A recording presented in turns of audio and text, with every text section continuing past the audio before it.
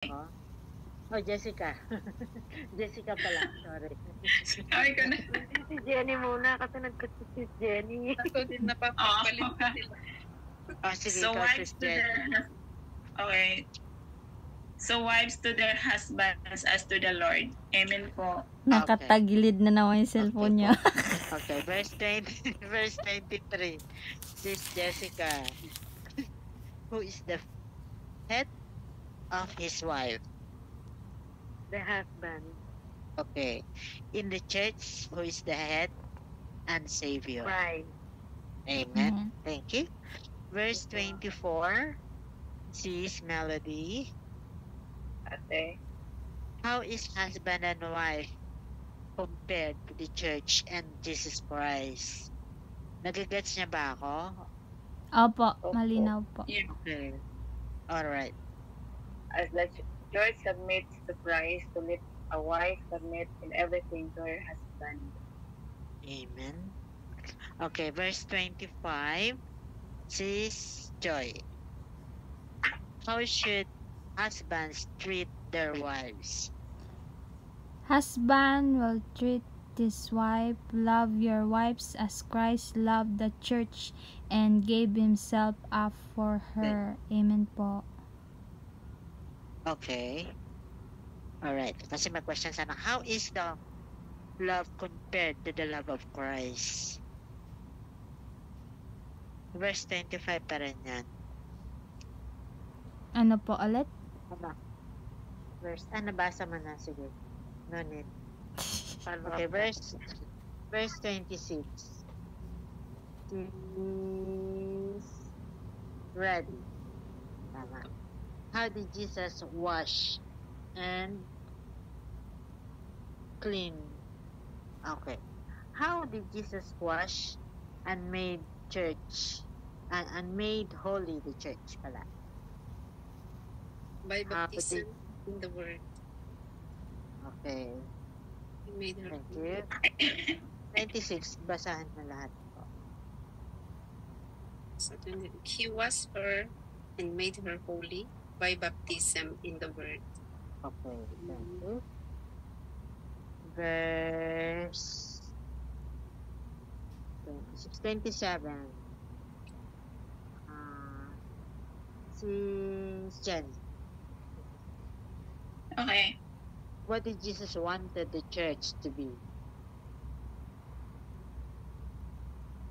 Without stain or wrinkle or any blemish, but holy and blameless, he himself had to prepare and present her. But 27. Why? But holy and blameless, he himself had to prepare and present her to himself. Amen po. Okay. Verse 28. This Jessica. How should husbands love their wives? Verse As their 28. own body. Amen. Okay, thank you. Verse 29. Melody. Okay. How is the love of husband and wives compared to the church and Jesus Christ? And no one has ever hated his body. He pays and takes care of it. That is just what Christ does for the church. Amen. Okay. Verse 31.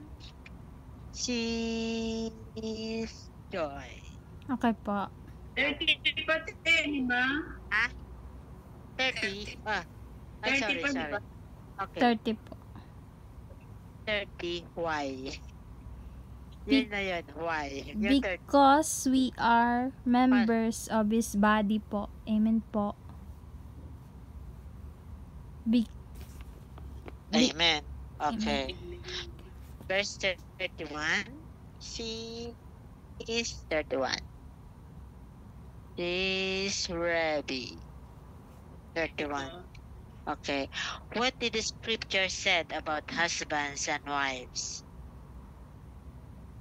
Scripture says, because of this, a man shall leave his father and mother to be united with his wife, and the two shall become one flesh. Okay, thank you. Verse 32, di ba ang ganda? Verse 32. Naalala ko tuloy nung ikinasal ako. Sis Jenny, Okay. according to Paul, what is that great mystery? A very great mystery, and I refer to Christ and the church. Amen po. Amen. Okay. 8 points. 3 points. Baptism. Okay, baptism. Holy baptism ba yun? O holy baptism? Baptism. Church. Obedience Christ of the po. church. Verse Yes, 21, right. obedience. Obedience. Opo. Christ. Love the Amen. church. Christ love the church. Balik-balik ng church. Body. Body. Verse 25. Verse 25. Verse 25. For the husband, you love wives as a Christ loved the church and gave himself as for her.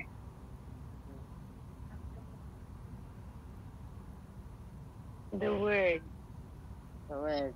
Yung verse 26 po sa akin, sanctify, might sanctify her. Cleanse, washing, Wash her and the make word. her holy. 27. Okay, 27. Yan, as you wanted the radiant church. Without Without stain, stain, or with sprinkle, or any blame. Kailangan talaga malinis, Holy no? and blameless. Not to prepare. Gusto talaga ni Lord na Even for how malinis. to prepare and present her to himself. Okay. 28, 29. Verse 28, 29. Okay. Tapos yung 31 po, 31. Yun, Okay. support, Sabihin nila ito po ni Andres is Jessica o Lubiabag. support niya. Hindi na ako mag-ano kasi sinabi niya na lahat. Oh, di ba? Alright. Connection? Meron pa tayong connection. Kasi dito sa, para hindi kayo malito, di ba yung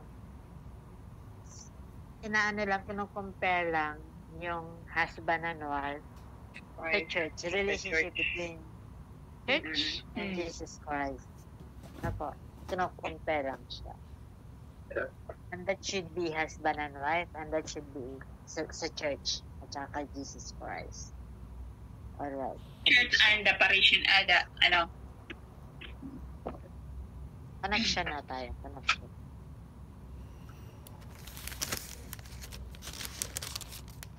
Connection.